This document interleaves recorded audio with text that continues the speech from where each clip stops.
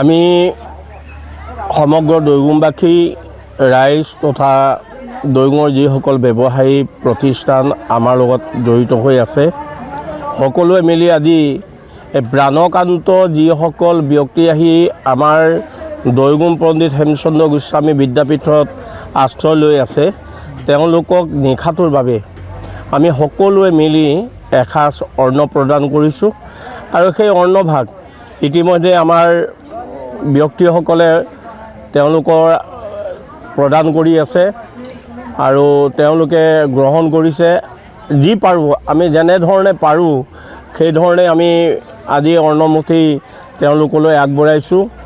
এইখিনিতে আমি জনাওঁ যে অৱস্থা খুব শোচনীয় অৱস্থাত বৰ্তমান পানী হৈ থকা যিখিনি ব্যক্তি সেই ব্যক্তিসকল খুব ঘৰমূৰীয়া হ'ব নোৱাৰিব, যথেষ্ট দিন ইয়াত থাকিব লাগিব। আমি যিমান পাৰোঁ আমাৰ দৈগুমবাসী ৰাইজ আৰু আমাৰ যিসকল ব্যৱসায়ী ব্যক্তি আছে আমি সকলোৱে তেওঁলোকক সহায় সহযোগ আগবঢ়াই যোৱাৰ আমি প্ৰচেষ্টা হাতত লৈছোঁ।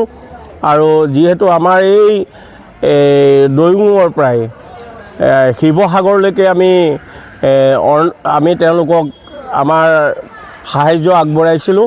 আজি আমি পুনৰ আমাৰ নিজৰ জেগাতে এই বানপানী হৈছে আমি সেই বানপীড়িত এলেকাৰ যিসকল ব্যক্তি আহি আমাৰ এই বিদ্যালয়ত উপস্থিত আছে আমি তেওঁলোকক এই অন্নমুঠি প্ৰদান কৰিছোঁ।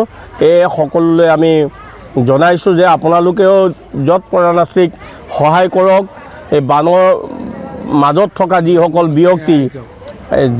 ব্যক্তি তেওঁলোকক অলপ হ'লেও আপোনালোকে যদি সহায় সহযোগ আগবঢ়ায় এডাল মমেই হওক বা অন্যান্য কিবা খাদ্য সামগ্ৰী যদি প্ৰদান কৰে তাতে আপোনালোকে মুকলিভাৱে আহি নিজেও প্ৰদান কৰিব পাৰিব।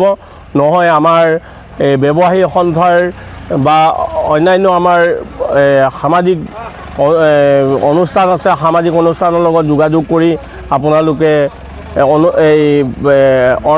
যিকোনো বস্তু আপোনালোকে প্ৰদান কৰিব পাৰিব। যিকোনো খবৰৰ বাবে যোগাযোগ কৰক 9181307221 আমাৰ এই নম্বৰত।